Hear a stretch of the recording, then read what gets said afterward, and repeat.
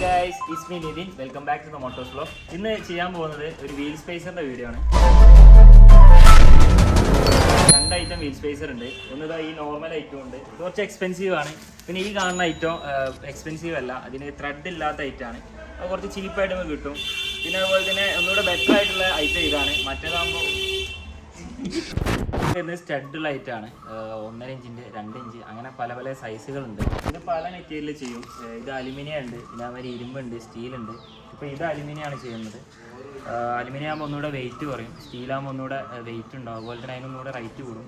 പിന്നെ വേറൊരു ഐറ്റം ചെയ്യുന്നത് നമുക്കത് ഉണ്ടാക്കാൻ പറ്റും വെയിറ്റ് കൊടുത്തിട്ട്. ഏകദേശം ഇതിനൊരു 1.5 തൊട്ട് 2 രൂപ വരെ വരും. അത്യാവശ്യം നല്ല ക്വാളിറ്റിയിൽ ഇടുന്നത് തന്നെയാണ് ഇതിന് നല്ലത്. കാരണം അത് പൊട്ടി പോകാൻ കൂടുതൽ ഡാമേജ് സംഭവിക്കാൻ ചാൻസ് ഉണ്ട്. ഏകദേശം 1.5 ഇഞ്ചിൻ്റെ ആണ്. ഇതിനേശം 12,000 രൂപ വരുന്നുണ്ട്. 2 ഇഞ്ചിൻ്റെ ആകുമ്പോൾ 15,000 രൂപ വരും. പിന്നെ ക്വാളിറ്റിക്ക് അനുസരിച്ച് ചെറുതായിട്ട് അങ്ങോട്ടും ഇങ്ങോട്ടൊക്കെ വേരിയൻസ് വരാറുണ്ട്. പിന്നെ അതുപോലെ തന്നെ വീൽ സ്പേസർ ഉപയോഗിക്കുമ്പോൾ നല്ല വശങ്ങളുണ്ട്, അതുപോലെ തന്നെ ദോഷമായിട്ട് കുറച്ച് കാര്യങ്ങളുണ്ട്. ഏറ്റവും കൂടുതൽ അതിന് എഫക്റ്റ് എടുക്കുന്നത് നമ്മുടെ വീൽ ബെയറിങ് അതുകൊണ്ട്. പിന്നെ അതുപോലെ തന്നെ ഡബിൾ വിഷ് ബോണുള്ള സസ്പെൻഷൻ ആയതുകൊണ്ട് അതിൻ്റെ അലൈൻമെൻറ്റ് ജോമെട്രികളൊക്കെ തെറ്റും. അപ്പോൾ ഇത് ഫിറ്റ് ചെയ്യുമ്പോൾ കുറച്ച് കാര്യങ്ങൾ ശ്രദ്ധിക്കാണ്ട് ഞാൻ അതിനെക്കുറിച്ച് കാണിക്കാം.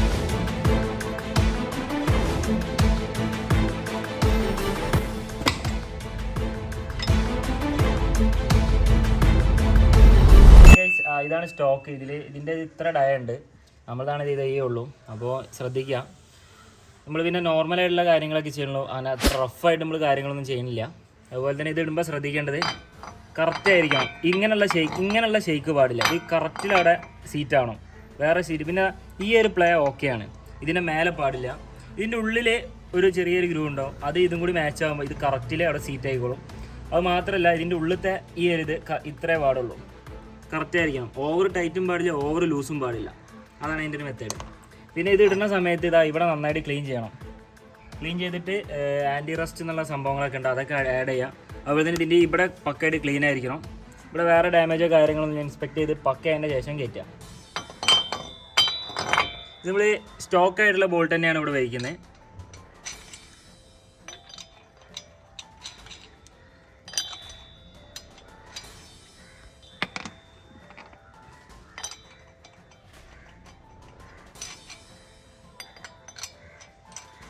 ഇതിന് 120 Nm ആണ് സ്റ്റോക്ക് പറയുന്നത് ടോർക്ക് ചെയ്യാൻ. പിന്നെ അതുപോലെ തന്നെ ഇതിന് ശ്രദ്ധിക്കേണ്ട ഒരു കാര്യം, ഈ സ്റ്റോക്കായിട്ടുള്ള ബോൾട്ട് ഇത് ഒരുപാട് പുറത്തേക്ക് നിൽക്കുകയാണ്. അത് കട്ട് ചെയ്ത് ഒഴിവാക്കണം. കുറച്ചൊക്കെ ആണെങ്കിൽ കുഴപ്പമില്ല. ഈ ഭാഗത്ത് അത് സിങ്ക് ആകുമ്പോൾ കുഴപ്പമില്ല. ചില അലോയ്ക്കിന് ഇത് ഉണ്ടാവില്ല. ക്രോസ് ആയിട്ട് ടൈറ്റ് ചെയ്യാം. 120 എന്ന് പറഞ്ഞു കഴിഞ്ഞാൽ നമുക്ക് ഏകദേശം ഒരു 130 അടിച്ചിടാം. അതാണ് അതിൻ്റെ സേഫ് വേ.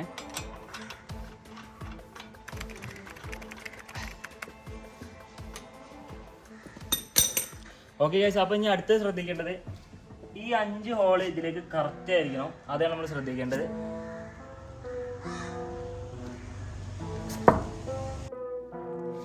ഈ സ്പേസർ ഇടുന്നതുകൊണ്ട് കുറേ നല്ല കാര്യങ്ങളൊക്കെ ഉണ്ട്. വീൽ ബോൾട്ടിൻ്റെ പാറ്റേൺ മാറ്റാൻ പറ്റും. അതുപോലെ തന്നെ വലിയ വലിയ ബ്രേക്ക് കാലിബർ കാര്യങ്ങളൊക്കെ നമുക്ക് അപ്ഗ്രേഡ് ചെയ്ത് ഉപയോഗിക്കാൻ പറ്റും. അതുപോലെ തന്നെ വലിയ വീലും കാര്യങ്ങളൊക്കെ അപ്ഗ്രേഡ് ചെയ്യാൻ പറ്റും.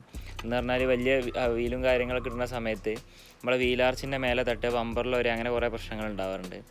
അതൊക്കെ നമുക്ക് ഇതിൽ സോൾവ് ചെയ്യാൻ പറ്റും. അതുപോലെ തന്നെ ഇതിൽ കുറച്ച് നെഗറ്റീവ് എന്ന് പറഞ്ഞാൽ സസ്പെൻഷൻ കമ്പോണൻസിൻ്റെ ലൈഫ് കുറയാൻ ചാൻസ് ഉണ്ട്. അതുപോലെ തന്നെ റൈഡ് ക്വാളിറ്റി കുറച്ച് കുറയും. ഇതൊക്കെ വളരെ ലൈറ്റായിട്ടാണ് സംഭവിക്കുന്നതെങ്കിൽ പോലും പറയുന്നത്. അതുപോലെ തന്നെ സ്റ്റിയറിങ്ങിൻ്റെ കുറച്ച് ഹാർഡാവും സ്റ്റിയറിങ്.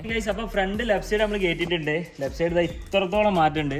അതേപോലെ റൈറ്റ് സൈഡ് സ്റ്റോക്ക് കണ്ടീഷനാണ്. Right side ഇങ്ങനെയാണുള്ളത്.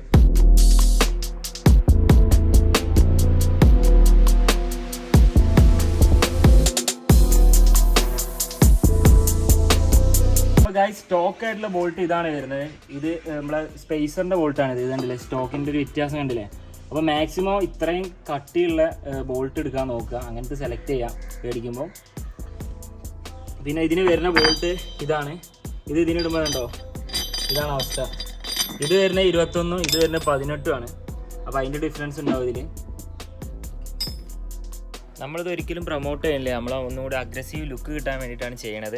കാരണം എന്ന് വെച്ചാൽ നമ്മൾ പെട്ടെന്നൊരു കുണ്ടോ അങ്ങനെ എന്തെങ്കിലുമൊക്കെ ചാടുന്ന സമയത്ത് ഈ 5 സ്റ്റഡിലായിരിക്കും കംപ്ലീറ്റ് ലോഡ് വരിക. അപ്പോൾ അത് പൊട്ടിപ്പോയി ഡാമേജ് സംഭവിക്കാൻ ചാൻസ് ഉണ്ട്. അപ്പോൾ ശ്രദ്ധിക്കുക.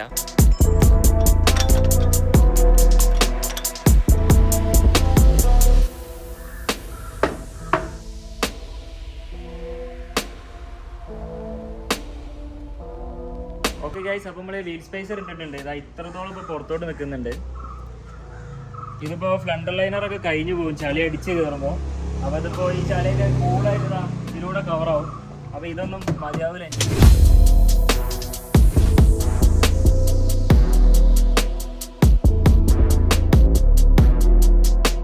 ഓക്കെ ഗൈസ്, ഇപ്പോൾ ഇൻസ്റ്റാൾ ചെയ്തതിൻ്റെ ശേഷമേ ചെറുതായിട്ട് ടൈറ്റ് ഫീൽ ചെയ്യുന്നു. ലൈറ്റായിട്ട് ടൈറ്റേ ഫീൽ ചെയ്യണുള്ളൂ. റെഗുലറായിട്ട് ഉപയോഗിക്കുമ്പോൾ നമുക്ക് പെട്ടെന്ന് മിസ്സിങ് മനസ്സിലാവും.